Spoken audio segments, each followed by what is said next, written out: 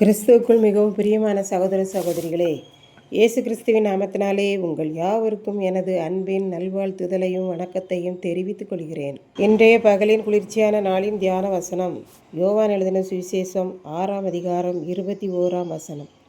அப்பொழுது அவரை படவில் ஏற்றிக்கொள்ள மனதாயிருந்தார்கள். உடனே படவு அவர்கள் போகிற கரையை பிடித்தது. 5 அப்பத்தையும் 2 மீன்களையும் 5000 புருஷர்கள் சாப்பிட்டு மீதியையும் இயேசு எடுத்ததினாலே சாப்பிட்ட எல்லா ஜனங்களும் வந்து தம்மை பிடித்து கொண்டு போய் யூத ஜனங்களுக்கு ராஜாவாக்கிவிட மனதாயிருக்கிறார்கள் என்பதை இயேசு அறிந்து கொண்டு அவர்களுக்கு விலகி தனியாக இன்னும் உயரமான மலைக்கு ஏறி போய்விட்டார். சாயங்காலம் வரும் வரை சீசர்கள் இருந்தார்கள். இனி இருட்டப் போகிறது, நாம் கடற்கரைக்கு போவோம் என்று ஆளுக்கு ஒரு கூடையையும் சுமந்து கொண்டு கடற்கரையில் ஒரு படவு நின்றது. அதில் ஏறி கலிலேயா கடலை தாண்டி கப்பர்நகமுக்கு போவோம் என்று படவில் ஏறி போய்விட்டார்கள். அப்பொழுது இருட்டாயிருந்தது. இயேசு கூட வரவில்லை.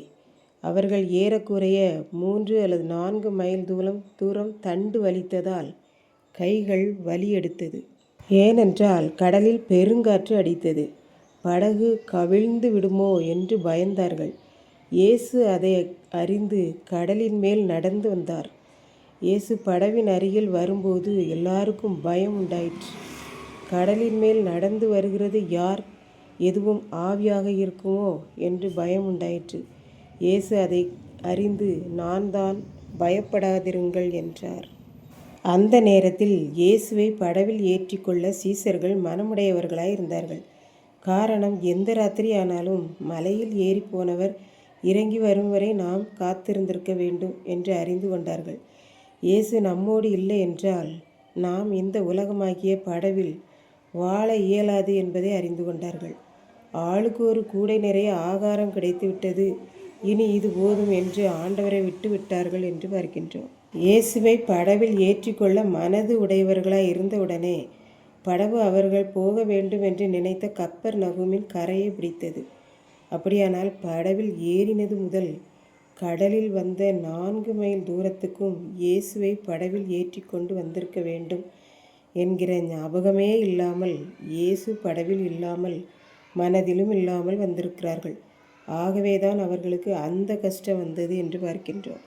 இப்படித்தான் ஒருவர் குடும்பமாக நன்றாக ஜெபிக்கக்கூடியவர் ஜெபித்து ஆண்டவரை தேடி தன்னுடைய ஒரே மகனை வளர்த்தார். அவனும் நன்றாக படித்தான். அப்படியே அவர் ஆண்டவரை தேடினதினாலே எங்கு சென்றாலும் எங்கே இருந்தாலும் என்ன செய்தாலும் ஆண்டவரை தேடுவார்.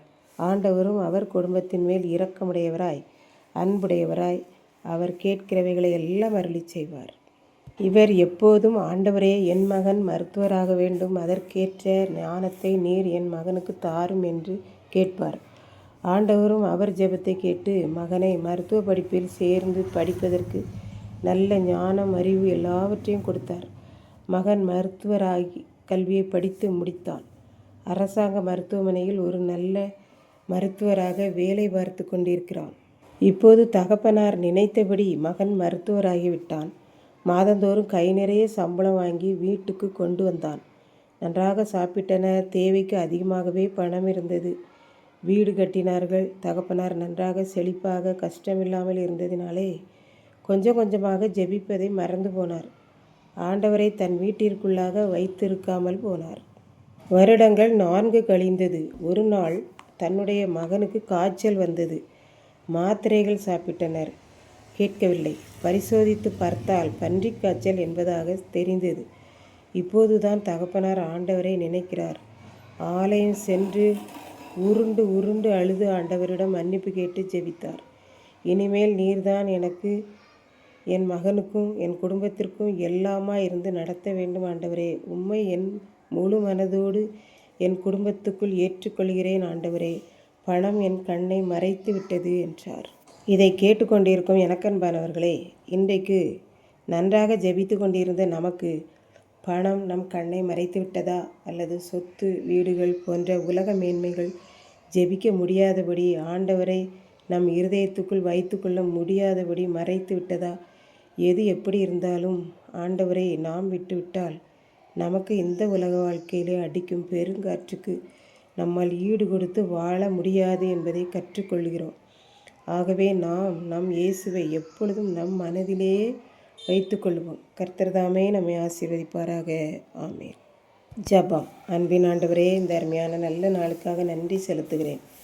இப்பொழுதும் இந்த வார்த்தையை கேட்டுக்கொண்டிருக்கிற ஒவ்வொரு பிள்ளைகளும் உம்மை தன் வாழ்விலும் மனதிலும் குடும்பத்திலும் அழைத்து தொடர்ந்து வைத்துக்கொள்ள, உம்மை பற்றி பிடித்து கொள்ள அருள் புரியும். மீட்பர் இயேசு கிறிஸ்துவின் நாமத்திலே தாழ்மையோடு வேண்டிக் கொள்கிறேன் பிதாவே. ஆமென்.